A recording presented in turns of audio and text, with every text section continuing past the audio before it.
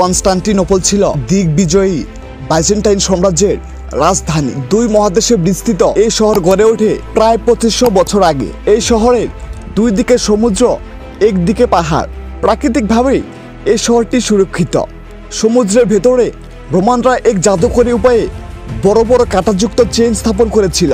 শত্রুপক্ষের কোনো জাহাজ আসতে গেলে তারা চেন টেনে দিত, ফলে মধ্য সমুদ্রে জাহাজের তলা ছিদ্র হয়ে জাহাজ ডুবে যেত।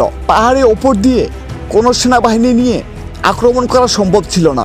এছাড়া যে দিক দিয়ে স্থলভাগ, সেদিকেও বহুস্তর বিশিষ্ট নিরাপত্তা প্রাচীর দিয়ে ঘেরা। এই প্রাচীরে কোনো কোনো জায়গা 50 ফিট পুরু। প্রাচীরের একটু ভেতরে গোলন্দাজ বাহিনীর সুরক্ষিত নিরাপত্তা চৌকি।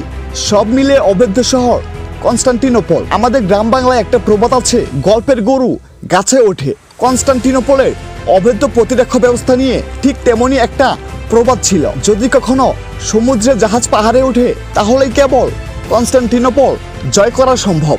শত শত বছর ধরে এই কনস্টান্টিনোপল সাম্রাজ্যকে বিভিন্ন ধরনের পরাক্রমশালী সাম্রাজ্য দখলের চেষ্টা করেছে, কিন্তু কেউ একটা দেওয়ালও ভাঙতে পারেনি। 1453 সালে সুলতান মেহমেদ কনস্টান্টিনোপলে অভিযান চালিয়েছিলেন। তিনি রূপকথাকেই সিরিয়াসলি গ্রহণ করেন। এই রূপকথায় বাস্তব হয়ে যায়। সত্যি সত্যিই সমুদ্রে জাহাজ পাহাড়ে ওঠে। তিনি পাহাড়ের উপর দিয়ে জাহাজ নিয়ে কনস্টান্টিনোপল আক্রমণ করেন। 1453 সালের 29শে মে কনস্টান্টিনোপলের পতন হয়। বিজয় উপলক্ষে সুলতান মেহমেদের উপাধি হয় আল ফাতিহ।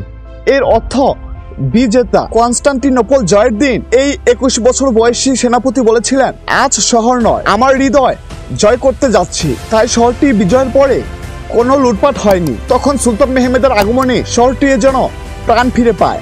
শহরটি যেন তার জন্য এতদিন অপেক্ষা করেছিল।